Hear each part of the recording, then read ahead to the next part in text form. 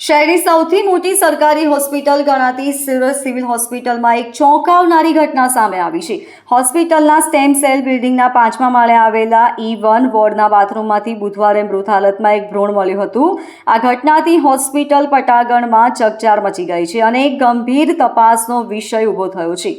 સાંજે વહેલી ઘડીએ સફાઈ કર્મચારીઓ જ્યારે નિયમિત સાફ સફાઈ માટે બાથરૂમમાં ગયા હતા ત્યારે તેમને એક આઘાતજન્ય દ્રશ્ય જોવા મળ્યું હતું। બાથરૂમના એક ખૂણે ભૂમિ પર રહેલું ભ્રૂણ તેમની નજરે પડ્યું। તેઓએ તાત્કાલિક વોર્ડ ઇન્ચાર્જ અને હોસ્પિટલના વરિષ્ઠ તંત્રને જાણ કરી। હોસ્પિટલના અધિકારીઓ અને સુરક્ષા વિભાગ તરત જ સ્થળ પર પહોંચીને સ્થિતિનું નિરીક્ષણ કર્યું અને પોલીસને જાણ કરવામાં આવી। પોલીસ ટીમે ઘટના સ્થળ પરથી પુરાવા એકત્ર કર્યા છે અને ફોરેન્સિક તપાસ માટે ભ્રૂણને લેબોરેટરી માટે મોકલવામાં આવ્યું છે। હોસ્પિટલના મુખ્ય પ્રવેશદ્વારથી લઈને સ્ટેમ સેલ બિલ્ડિંગ સુધીના તમામ સીસીટીવી ફૂટેજ સુરક્ષા વિભાગ દ્વારા સંચિત કરવામાં આવ્યા છે। શંકાસ્પદ હલચલ જોવાઈ હોય તેવા વ્યક્તિઓની ઓળખ માટે વિડીયો ફૂટેજની તપાસ કરવામાં આવી રહી છે। સાથે જ છેલ્લા કેટલાક દિવસોમાં E1 વોર્ડમાં દાખલ મહિલાઓના રેકોર્ડની પણ ઊંડાણપૂર્વકની ચકાસણી હાથ ધરાશે। પોલીસને ઘટનાની જાણ થઈ। તેઓએ ગુનો નોંધીને અધિકારીએ તપાસ શરૂ કરી છે।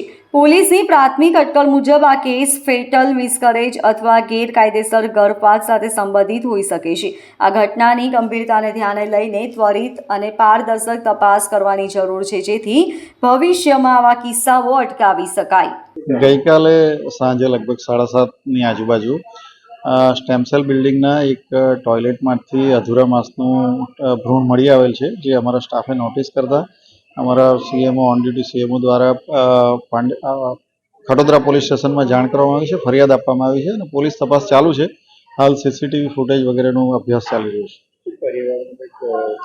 એમાં કંઈ પણ હોઈ શકે। અહીંયા તો આ જાહેર જગ્યા છે, અહીંયા દર્દીઓ આવતા હોય, ઇન્ડોર હોય, આઉટડોર હોય અને કોઈ પણ આઉટડોર દર્દી પણ ત્યાં આવીને ટોયલેટમાં જઈ શકે અને સ્પોન્ટેનિયસ એબોર્શન થઈ ગયું હોય એવી પણ શક્યતા ખરી। એટલે આમાં ખરેખર શું છે એ તો પોલીસ તપાસનો વિષય છે, પોલીસ દ્વારા ખબર પડશે। એ અમે તો કાયદેસર જે પોલીસ સ્ટેશનમાં જાણ કરવાની એ રીતે જાણ અને ફરિયાદ કરી છે। હવે પોલીસનું કામ કરી રહી છે અને અમારા ત્યાં સીસીટીવી ફૂટેજ વગેરે પણ અમે આપી રહ્યા છીએ। એ પોલીસ દ્વારા જ ખબર પડી શકે। અમારી જે ફરજ છે તે અમે બજાવી. Bureau report LK star news, Surat.